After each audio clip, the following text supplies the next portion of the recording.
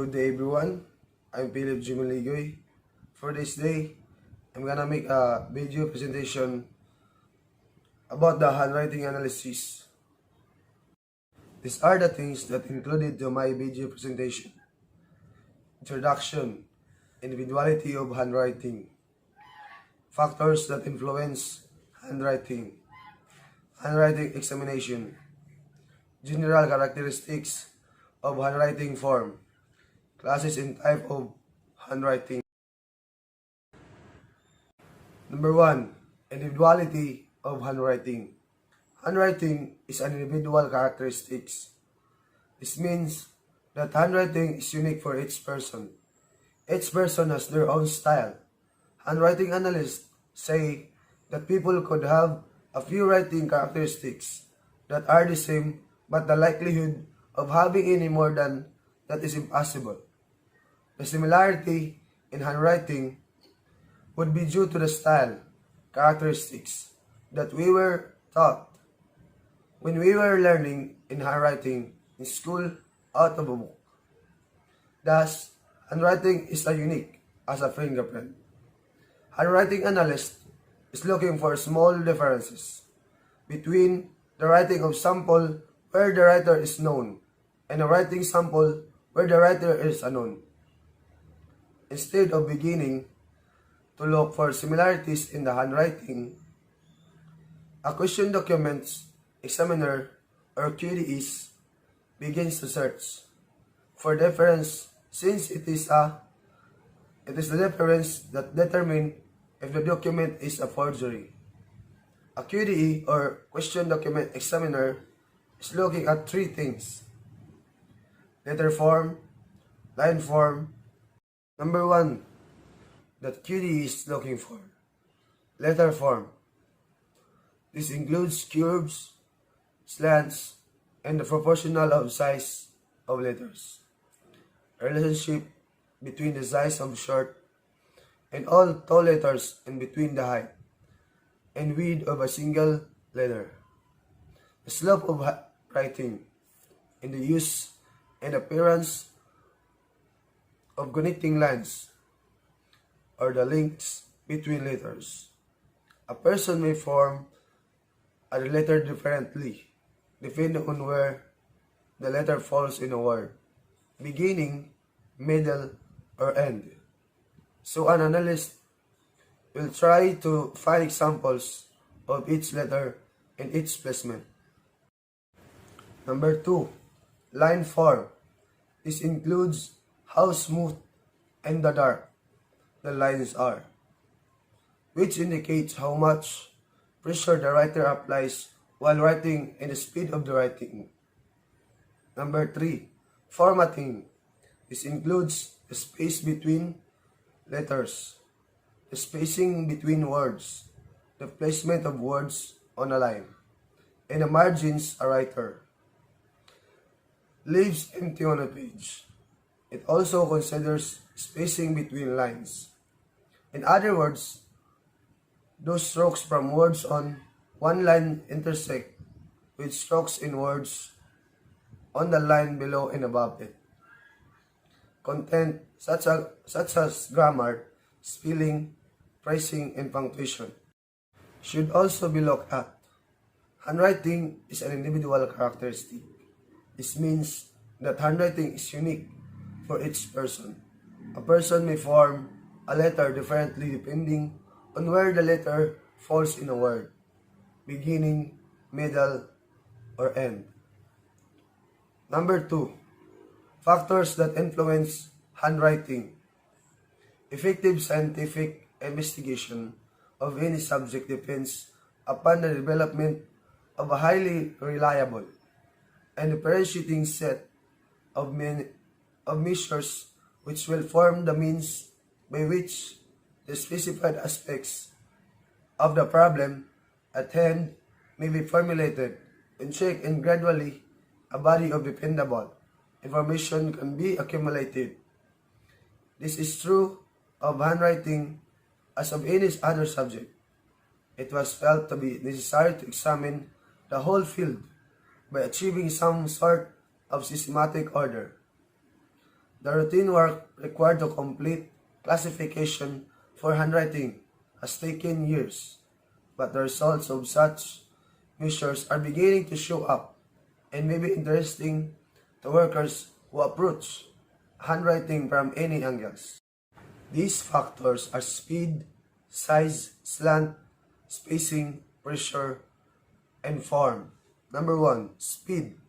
The speed scale is primarily divided into 5 gradations, again with subdivisions for variations and refinements.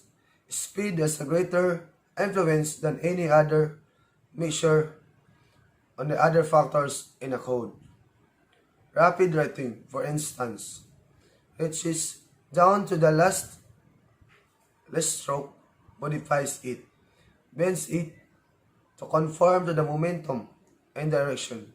It is safe to say that a formula is never truly understood until it is seen under all speed conditions.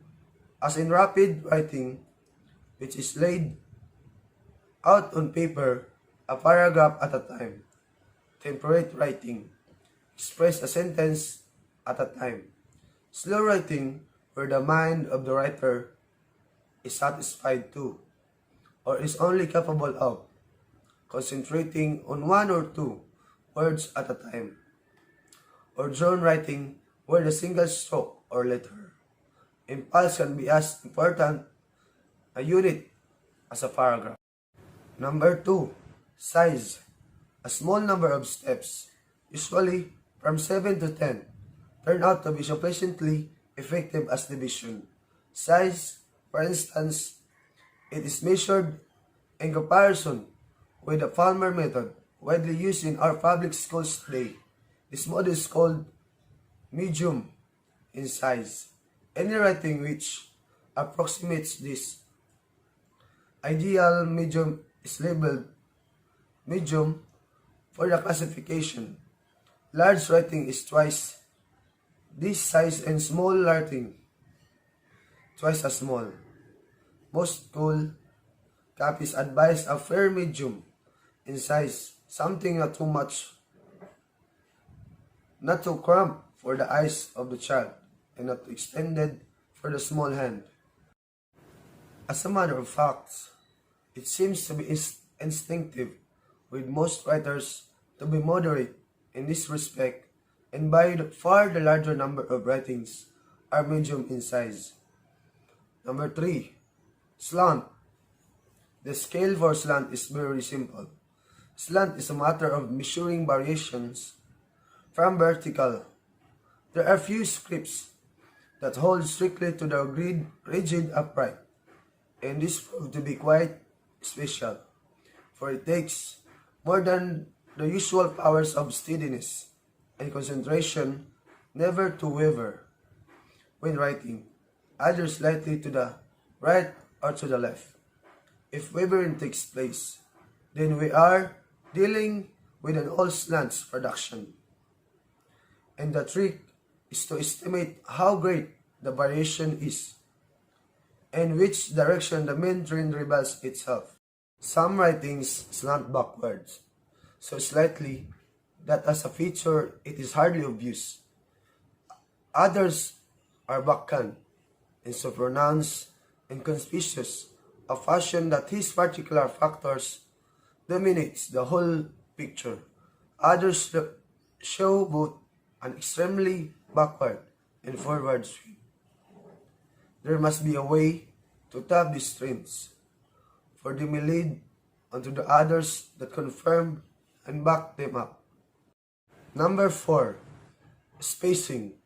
One way to achieve the best result is to be strictly particular about the spacing, for how a writer spaces when he has become an adult and past the learning period, it is natural to him as the way he breathes.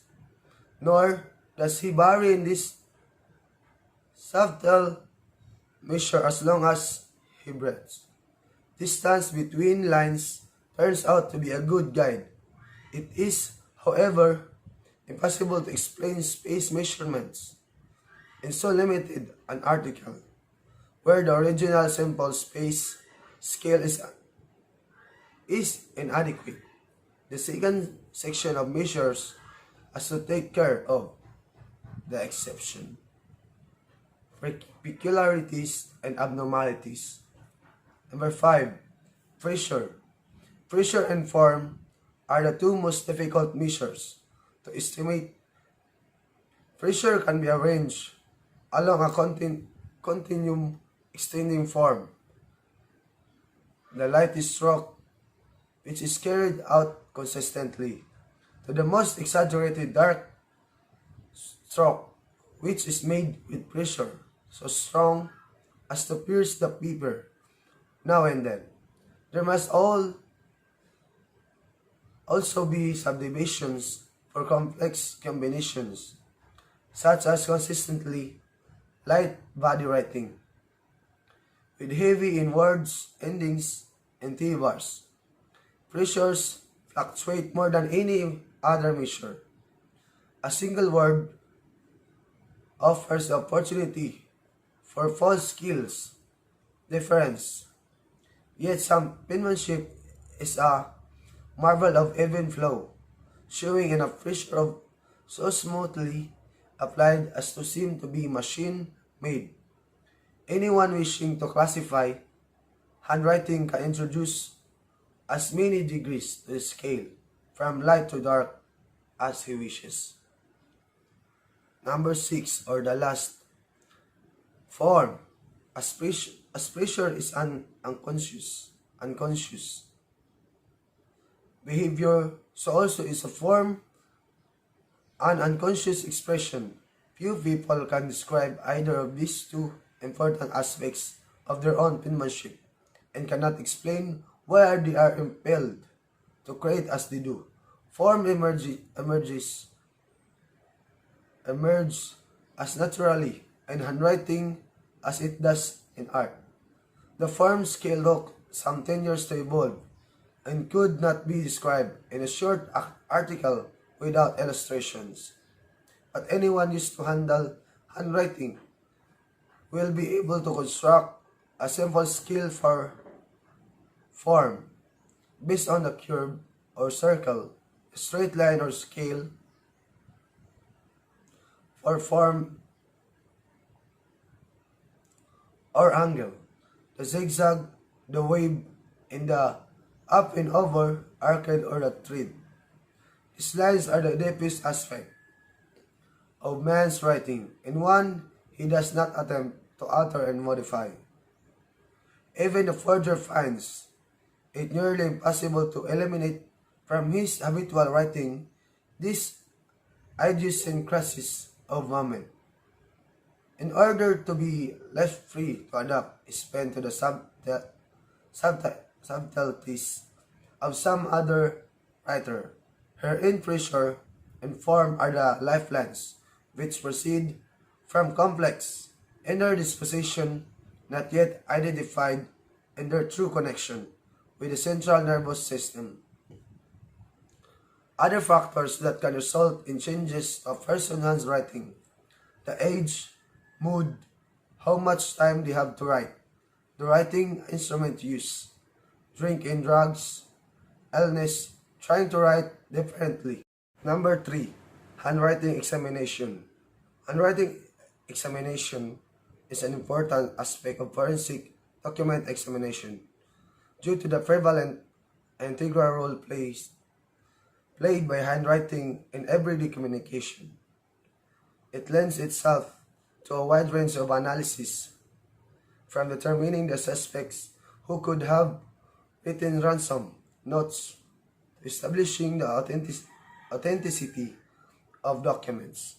A forensic document examination can play an important role in helping to resolve disputes or solve crimes through the examination of handwriting evidence. Handwriting examination typically involves the comparison of known specimen to handwriting evidence found on question or disputed documents. Our document examiners can provide advice on the relevance of handwriting examination to your case and we have the expertise to assist you in your case. A key element of document examination focuses on handwriting, forensic examination and comparison of handwriting, which includes handprinting and signature, is based on three main principles. Number one, given a sufficient amount of handwriting, no two skilled writers exhibit identical handwriting features. Number two, every person has a range of natural variation to his or her writing. Number three, no writer can exceed his or her skill level. It would not be possible for a marginally literate person who has only learned to produce a very basic hand-printed letters to execute perfectly formed, highly skilled cursive writing. Number four, the general characteristics of handwriting form.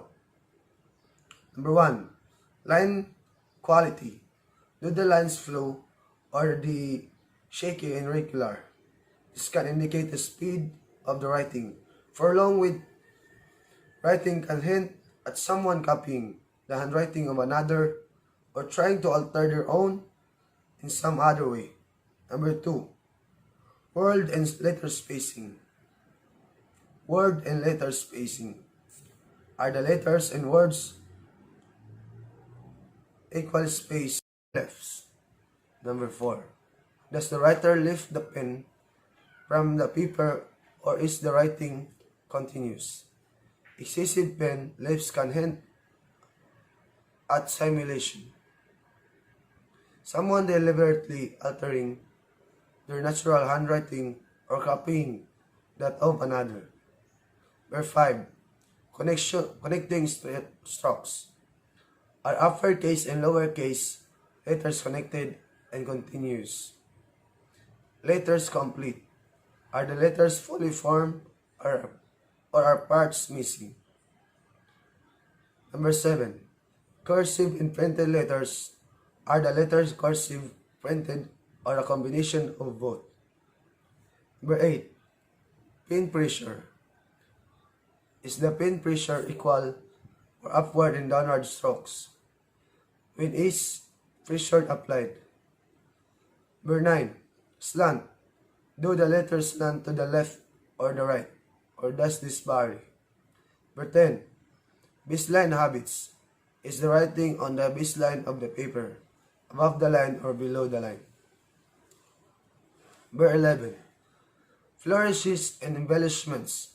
Are there any fancy curls, loops, or anything else unusual in the writing? Diacritic placement. Number 12, where are the crosses on the T's and dots on ice? Are the T's crossed? Is the cross on the T in the top, middle, or bottom of the letter? Are the I's dotted? If so, are they dotted to the left, the center, or the right of the I?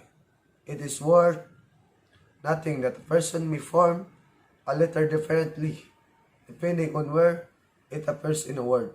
Applies like to find an example of each in the writing they are viewing. Number 5.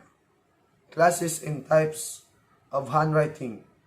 Although handwriting is unique to its different writer, there are 3 different types of handwriting styles that it can be divided into.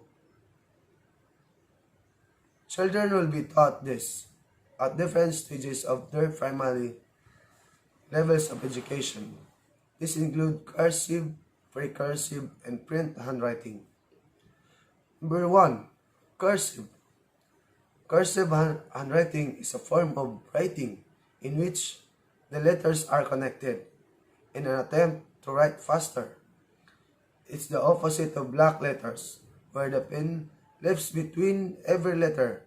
It can also be called joined up handwriting or script handwriting. Although referring to cursive as script handwriting is less common. Cursive can be further divided into three subcategories of handwriting. These are loop, italic, and connected.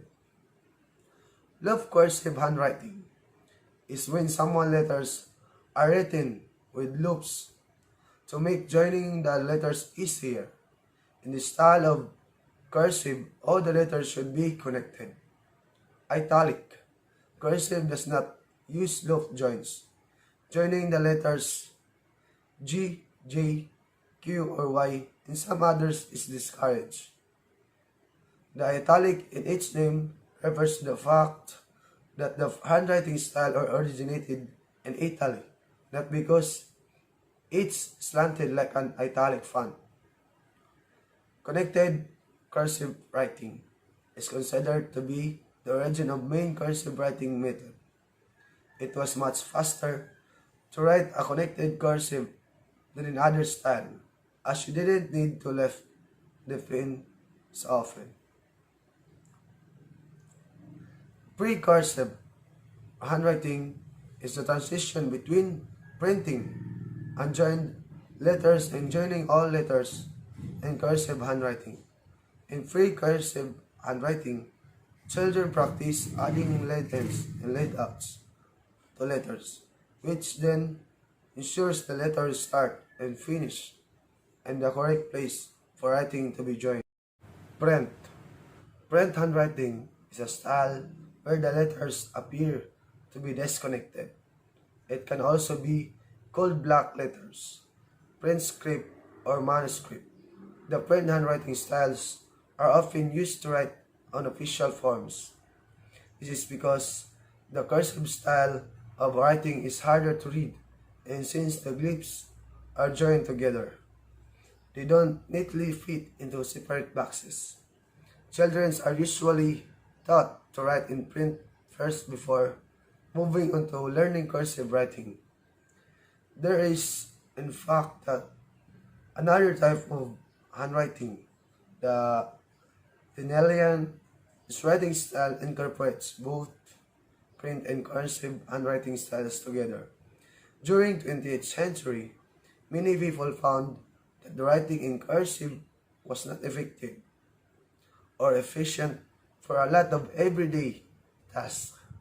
It was also complicated to teach to children because the finger movements need to write cursive often left children with a cramped or strained hands. A handwriting analyst named Austin Palmer came up with a solution for this.